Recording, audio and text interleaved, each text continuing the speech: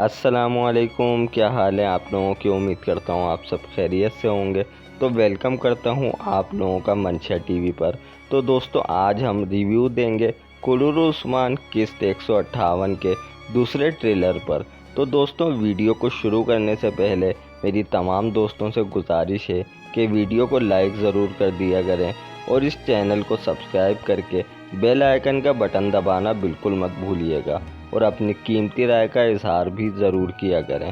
تو چلیے چلتے ہیں اور ویڈیو کا آغاز کرتے ہیں۔ تو دوستوں، کلورو عثمان کے دوسرے ٹریلر میں جیسا کہ آپ لوگوں نے دیکھا کہ یعقوب بے اور ابراہیم بے علاؤالدین کو پھانسی لگوانے کی پوری کوشش کر رہے ہیں، جیسا کہ ہم نے آپ لوگوں کو اپنی پچھلی کچھ اقساط میں یہ سب بتا بھی دیا تھا اور الحمدللہ ویسا ہی ہو رہا ہے۔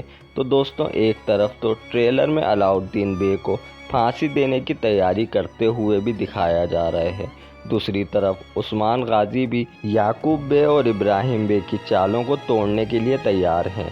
جنگ کا میدان بھی تیار ہے اور عثمان غازی انصاف نہ ہونے کی صورت میں جنگ کا اعلان کرنے کے لیے بھی تیار ہیں اور ابراہیم بے کی بھی سازش پکڑی جاتی ہے اور ابراہیم بے کو گرفتار کر لیا گیا۔ اب دوستوں، جیسا کہ آپ کو میں نے بتایا تھا کہ منگول ابراہیم بے کو اپنے مقصد کے لیے استعمال کر رہے ہیں اور اب ابراہیم بے کا یہ کھیل بھی سب کے سامنے آ چکا ہے۔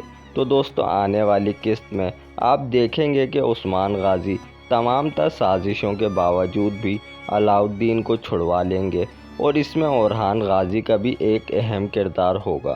ابراہیم بے کی بھی چالوں کا راز فاش ہوگا۔ تو دوستوں، قسط 158 بہت ہی زبردست ہونے والی ہے اور بہت سے رازوں سے بھی پردہ ہٹنے والا ہے۔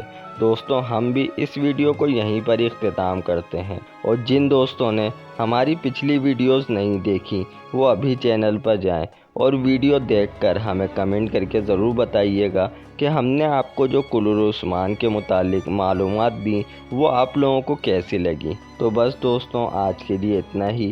آپ لوگوں کو ویڈیو اچھی لگے تو ویڈیو کو لائک کرنا بالکل مت بھولیے گا اور ہمارے چینل کو بھی ضرور سبسکرائب کر دیا کریں اور اس ویڈیو کو اپنے دوستوں کے ساتھ زیادہ سے زیادہ شیئر کیا کریں۔